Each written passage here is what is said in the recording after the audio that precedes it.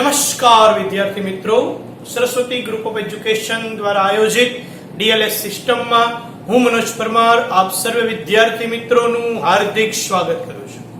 विद्यार्थी मित्रों, स्टेट में आगे वधीए तो स्टैंडर्ड 12 सब्जेक्ट छे स्टेट, चैप्टर नंबर 1 सूचकांक, लेक्चर नंबर 8 विद्यार्थी मित्रों आपणे आवी गया छीए। लास्ट लेक्चर ની અંદર વિદ્યાર્થી મિત્રો આપણે અચલ આધારની રીતના ગુણ અને મર્યાદાઓ કમ્પ્લીટ કર્યા છે, પેજ નંબર 10 સુધી, બરાબર। હવે બીજી રીત પરંપરિત આધારની રીત। તો પરંપરિત આધારની રીત કોને કહેવાય એના વિશે સમજૂતી મેળવીએ અને એનો એક દાખલો ગણીએ। ચાલો જોઈએ પરંપરિત આધારની રીત। એમાં લખ્યું છે કે આ રીતમાં કોઈ એક ચોક્કસ વર્ષ કે સમયને આધાર વર્ષ કે સમય ગણવામાં આવતું નથી। જે અચલ આધારમાં કોઈ એક ચોક્કસ વર્ષને સમય અથવા તો આધાર વર્ષ તરીકે ગણવામાં આવતું હતું, અહીંયા એવું ગણવામાં આવતું નથી, પરંતુ પ્રત્યેક વર્તમાન વર્ષ માટે જે વર્ષ તમને આપ્યું અથવા તો જે માહિતી આપી હોય એના માટે તેના તરતના જ પૂર્વગામી એટલે કે આગળના વર્ષને આધાર વર્ષ તરીકે લેવામાં આવે છે। આગળનું વર્ષ અહીંયા આધાર વર્ષ તરીકે લેવામાં આવશે, ગણવામાં આવશે। જેમ કે વર્ષ 2016 ના સૂચકાંક માટે વર્ષ 2015 ને આધાર વર્ષ ગણવામાં આવે છે। 16 ની ગણતરી કરવી હોય તો 2015 એ આધાર વર્ષ થયું 16 માટે, બરાબર। આ રીતમાં આધાર વર્ષ બદલાતું રહે છે। પરંપરિત આધારની રીતમાં જે આધાર વર્ષ છે એ સતત બદલાતું રહે છે એમ આપણે કહી શકીએ, એટલે કે આગળનું વર્ષ છે એ આધાર વર્ષ કહેવાશે। આમ આધાર વર્ષ વારંવાર બદલાતું હોવાથી આ રીતને પરંપરિત આધારની રીત કહે છે। શું કામ પરંપરિત આધારની રીત કહેવાય? તો કે આધાર વર્ષ સતત બદલાતું રહે છે, આગળના વર્ષ ઉપર આધારિત છે, પરંપરિત છે, એટલે રીતનું નામ છે પરંપરિત આધારની રીત, બરાબર।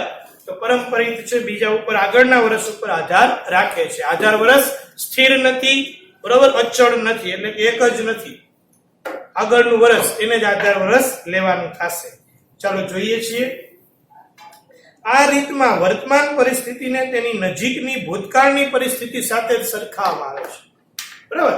વર્તમાન પરિસ્થિતિ જે છે એમને એમની નજીકની જે ભૂતકાળની પરિસ્થિતિ એટલે કે આગલા વર્ષની જે પરિસ્થિતિ છે એમની સાથે જ સરખાવવામાં આવે છે। એટલે આ રીત મુજબ સૂચકાંક નીચેના સૂત્રથી મેળવાય છે। હવે મેઇન સૂત્ર આવ્યું આપણું, એ પિંક પેન થી લખજો વિદ્યાર્થી મિત્રો ખાસ, બરાબર। પરંપરિત આધારે સૂચકાંક શોધવો હોય તો ચાલુ વર્ષની ચલ કિંમત, ચાઉચકી, ચાલુ વર્ષની ચલ કિંમત એટલે ચાલુ વર્ષ અથવા સમય, વર્ષ નો આપ્યો હોય, માસ આપ્યો હોય, ઘણી વખત જેમ કે આ દાખલામાં આપણને આપ્યું છે તો એ સમય કહી શકાય। એટલે ચાલુ વર્ષની ચલ કિંમત અથવા સમયની છેદમાં આધાર વર્ષની ચલ કિંમત, બરાબર, એટલે કે સમયની ચલ કિંમત ગુણ્યા 100, બરાબર। આ રીતની અહીંયા માહિતી છે આપી છે, આ પિંક પેન થી લખવાનું। ઇન શોર્ટ ટૂંકમાં કહીએ તો i બરાબર p1 ના છેદમાં p0 તો કોમન જ રહેશે। p1 ચાલુ વર્ષની કિંમત અથવા ભાવ છેદમાં આધાર વર્ષની કિંમત અથવા ભાવ, પણ અહીંયા આધાર વર્ષ કયું થશે? આગળનું વર્ષ એ જ આધાર વર્ષ થશે। ઓકે, તો ચાલો આવો એક દાખલો લઈએ છીએ। તમારે સૌપ્રથમ આ થિયરી આખી લખી લેવાની છે, પરંપરિત આધારની રીત, ટેક્સ્ટ બુક માંથી જ, પેજ નંબર 10 ઉપર। ત્યાર પછી વિદ્યાર્થી મિત્રો ઉદાહરણ નંબર 4 પેજ નંબર 10 ઉપર છે એ આપણે ગણવાનું રહેશે। ચાલો જોઈએ છીએ। એક કંપનીના વર્ષ 2014 ના દરેક 2 મહિનાના અંતે શેરના ભાવમાં એટલે કે બંધ થતા ભાવ અંગેની માહિતી આપેલી છે। આ માહિતી પરથી પરંપરિત આધારે સૂચકાંક શોધો। જો દાખલામાં કીધું જ હશે કઈ રીત, અચલ આધારની છે કે પરંપરિત છે, આમાં કીધું જ છે પરંપરિત આધારની રીત, બરાબર। આધાર વર્ષ કયું લેવું એ કીધું નથી, એટલે આગળનું વર્ષ છે એ જ આધાર વર્ષ લઈ લેવાનું છે દરેક મહિના માટે। મહિના અને ભાવ આપ્યા છે, તો મહિનો અને શેરના ભાવ જાન્યુઆરી, પછી માર્ચ, મે, જુલાઈ, સપ્ટેમ્બર, નવેમ્બર, 2 મહિનાના અંતરે ભાવ આપ્યા છે 22 રૂપિયા, 21.20, 22, 23, 24.70 અને 26 રૂપિયા। રેડી? ઓકે, મહિનો આપ્યો છે જાન્યુઆરી, જાન્યુઆરી થી આગળનું કઈ છે નહીં એટલે જાન્યુઆરીના આધારે સૂચકાંક શોધવાનો, એટલે એનો આધાર વર્ષનો આંક હંમેશા 100 જ હોય, એની આગળના વર્ષની માહિતી નથી એટલે 100 મૂકી જ દેવાય. તો ચાલો પેલા રકમ લખી લઈએ. મહિનો, શેરનો ભાવ, ચાલુ વર્ષની ચલ કિંમત છેદમાં અગાઉના વર્ષની ચલ કિંમત, બરાબર, અથવા તો સમય. તો પેલા આપ્યું છે જાન્યુઆરી. ચાલો લખી નાખીએ જાન્યુઆરી.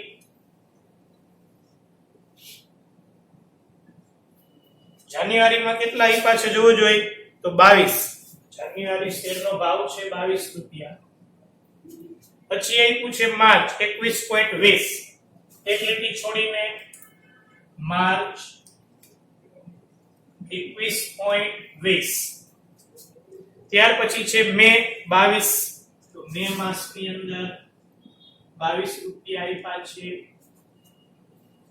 પછી જુલાઈમાં 23 આપ્યા છે, એક લીટી છોડીને જુલાઈ 23.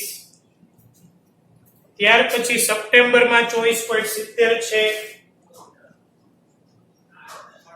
સપ્ટેમ્બર 24.70. પછી નવેમ્બરમાં 26 આપ્યા છે, તો નવેમ્બર 26. બરાબર, આ રીતની રકમ આપણને આપેલી છે. હવે આપણે ચાલુ વર્ષની ચલ કિંમત છેદમાં અગાઉના વર્ષની ચલ કિંમત, આ સૂત્રને એપ્લાય કરવાનું છે પારંપરિક આધારમાં. અચલ આધારમાં બધાયના છેદમાં પેલું જ આવતું હતું, પારંપરિકમાં આગલું આવશે, બરાબર. તો એ મુજબ મૂકી દઈએ. પહેલાની ગણતરી કરવાની નથી, પહેલા વર્ષનો સૂચકાંક 100 સીધો મૂકી દેવાનો, કારણ કે એની ઉપરનું વર્ષ કાંઈ છે નહીં. હવે 21.20 ચાલુ વર્ષની ચલ કિંમત છેદમાં અગાઉના વર્ષની, અગાઉના વર્ષમાં કેટલી છે 22 ગુણ્યા 100. ચાલુ વર્ષની ચલ કિંમત 22, એના અગાઉના વર્ષની 21.20 ગુણ્યા 100. ચાલુ વર્ષની ચલ કિંમત 23, એના અગાઉના વર્ષની ઉપલી કેટલી છે 22 ગુણ્યા 100. ચાલુ વર્ષની ચલ કિંમત 24.70, એના અગાઉના વર્ષની 23 ગુણ્યા 100. ચાલુ વર્ષની ચલ કિંમત 26, અગાઉના વર્ષની 24.70 ગુણ્યા 100. લ્યો, તો આ રીતના સૂત્રની અંદર કિંમત મૂકવાની થશે. દરેકના આગળના સમયની એટલે કે આગળના વર્ષની કિંમત, અહીંયા વર્ષ નથી પણ માસ છે, 2 માસનું અંતર છે, તો આગળની કિંમત છે છેદમાં મૂકવાની રહેશે. ગુણાકારમાં 100 એટલે આપણને સૂચકાંક મળી જશે. ચાલો, તો 22 ભાગ્યા 21.20 કરીએ, બરોબર. સોરી, 21.20 ભાગ્યા 22 કરીએ એટલે આવશે 96.36. પછી 22 ભાગ્યા 21.20 નેક્સ્ટ છે, બરોબર. કરીએ એટલે કેટલા આવશે, તો કે ભાઈ 103.77.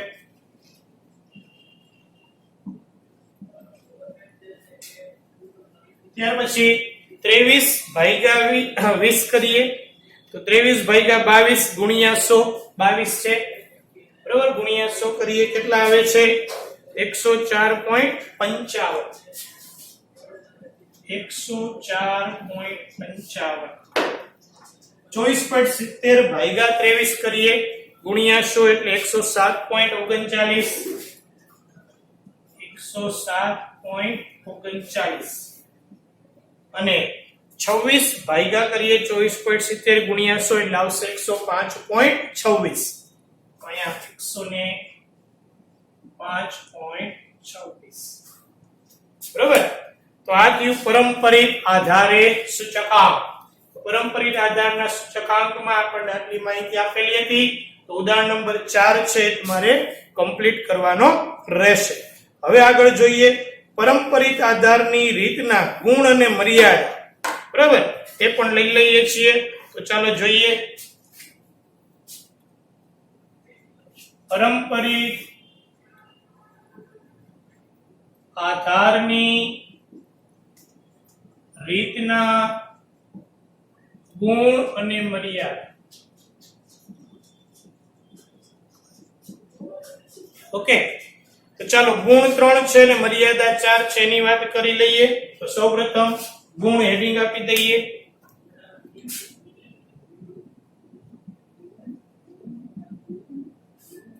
જો એમાં લખ્યું છે કે આ રીતમાં આધાર વર્ષની પસંદગીનો પ્રશ્ન ઉપસ્થિત થતો જ નથી, કારણ કે જે તે સમય માટે તેની અગાઉનું વર્ષને જ આધાર વર્ષ લેવાય છે. એટલે પહેલો ગુણ બરાબર. નંબર 1, આધાર વર્ષ ની પસંદગીનો પ્રશ્ન નહીં, કારણ કે અગાઉનું વર્ષ જ આધાર વર્ષ છે, ઉપલું જ, એટલે પસંદગીનો પ્રશ્ન નથી. બીજું, આ રીતમાં અગાઉનું વર્ષ સાથે સરખામણી થતી હોવાથી ગ્રાહકોની રુચિ અને પસંદગી અનુસાર નવી વસ્તુઓનો સમાવેશ કરી શકાય છે. વપરાશ ઘટી ગયેલો હોય તો એવી અગાઉ વપરાશી વસ્તુઓ દૂર કરી શકાય છે. નવી વસ્તુ ઉમેરી શકાય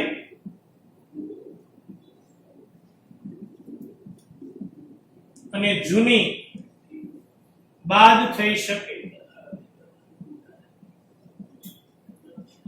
બરાબર. વપરાશી વસ્તુ નવી જો કઈ ઉમેરાણી હોય તો આ રીતમાં તમે ઉમેરી શકો છો, એડ કરી શકો છો, અને જૂની વસ્તુ હોય તો એ બાદ પણ થઈ શકે છે. ત્રીજું, પારંપરિક આધારની રીતમાં નજીકના ભૂતકાળના સમય સાથે વર્તમાન સમયની ચલ કિંમતની સરખામણી થતી હોવાથી આર્થિક, વેપાર અને વાણિજ્ય ક્ષેત્રે આ રીત વધારે ઉપયોગી છે. તો આર્થિક, વેપાર, વાણિજ્ય ક્ષેત્રે વધુ ઉપયોગી. બરોબર. આ રીત આર્થિક, વેપાર, વાણિજ્ય ક્ષેત્રે વધારે ઉપયોગી પુરવાર થાય છે. તો આ 3 એના ગુણ છે. હવે જોઈએ એની મર્યાદા. તો 4 મર્યાદાઓ છે. પહેલી મર્યાદા, આ રીતમાં અગાઉના વર્ષને આધાર વર્ષ તરીકે લેવામાં આવતું હોવાથી ચલની કિંમતમાં થતા માત્ર ટૂંકા ગાળાના ફેરફારની સરખામણી માટે જ અનુકૂળ છે. લાંબા ગાળાની સરખામણી માટે આ રીત બહુ ઉપયોગી નથી. બરોબર. લાંબા ગાળાની સરખામણી નહીં. આ રીત દ્વારા લાંબા ગાળાના જે કાંઈ પરિબળો છે એની સરખામણી થઈ શકતી નથી. ટૂંકા ગાળાની સરખામણી થઈ શકે છે, એમાં જે ફેરફારો થાય છે. નંબર 2, આ રીતમાં કોઈ એક વર્ષ માટે સૂચકાંકની ગણતરીમાં ભૂલ થઈ હોય તો તે પછીના વર્ષના સૂચકાંકના અર્થઘટનમાં ભૂલની અસર ચાલુ જ રહે છે. બરોબર. એકમાં ભૂલ તો ભૂલ ચાલુ રહે. શું કામ એને? તો કે આગળના વર્ષની માહિતીમાં ભૂલ, ધારો કે અહીંયા 22 ની બદલે તમે 20 લઈ લીધા, બરોબર, પછી અહીંયા ભૂલ કરી તો આની ગણતરી વખતે પણ ભૂલ આવશે, આની ગણતરી વખતે ભૂલ આવશે. આમ ઉપલા આધાર વર્ષ હોવાને કારણે એકમાં ભૂલ થાય તો દરેક આંકમાં ભૂલ થવાની શક્યતા પૂરેપૂરી રહે છે. નેક્સ્ટ, આ રીતથી મેળવેલ સૂચકાંકની ગણતરીમાં એક સૂત્રતા રહેતી નથી. એક સૂત્રતા નહીં, કારણ કે આધાર વર્ષ સતત બદલાતું રહે છે. આગળનું વર્ષ આધાર વર્ષ થઈ જાય છે, એટલે એક સૂત્રતા જળવાતી નથી. ત્યાર પછી ચોથું, કોઈ એકાદ વર્ષની માહિતી ઉપલબ્ધ ન હોય તો તે પછીના વર્ષનો સૂચકાંક મેળવી શકાતો નથી. વચ્ચેથી બ્રેક, જુલાઈની માહિતી નથી તો ભાઈ તમે સપ્ટેમ્બર, નવેમ્બરનો પણ સૂચકાંક ન મેળવી શકો, કારણ કે ઉપલો બરાબર આધાર વર્ષ લેવાનો છે, એનો ભાવ લેવાનો થાય છે. જ્યારે અચલ આધારમાં તો પેલું જ લેવાનું હોય, એટલે ન હોય તો ચાલે. તો આમાં ચોથી મર્યાદા મોટી છે કે એકાદ વર્ષની માહિતી ન હોય, એકાદ વર્ષની માહિતી ન હોય, બરોબર, તો સૂચકાંક મેળવી શકાતો નથી. તે પછીના વર્ષનો સૂચકાંક નહીં, એટલે કે મેળવી શકાય નહીં. તો આ પણ એની એક મોટી મર્યાદા ગણાવી શકાય છે. ઓકે, તો આ 4 મર્યાદા છે જે પણ તમારે કમ્પ્લીટ કરવાની રહેશે. ઝડપથી રિવાઇઝ કરી લે વિદ્યાર્થી મિત્રો કે આ લેક્ચરમાં તમારે શું કરવાનું છે. તો સૌપ્રથમ પેજ નંબર 10 ઉપર પારંપરિક આધારની રીત છે, બરાબર, એની થિયરી એક પેરેગ્રાફ છે એ લખી લેવાનો છે, સૂત્ર લખી લેવાનું છે. પછી ઉદાહરણ નંબર 4 એ પણ 10 ઉપર જ છે, એ આખું કમ્પ્લીટ કરવાનું છે રકમ લખીને વ્યવસ્થિત રીતે. ત્યાર પછી 11મા નંબરના પેજ ઉપર પેજ નંબર 11 પારંપરિક આધારની રીતના ગુણ અને મર્યાદાઓ આપ્યા છે, બરાબર, થિયરીમાં પૂછી શકે છે 3 માર્ક.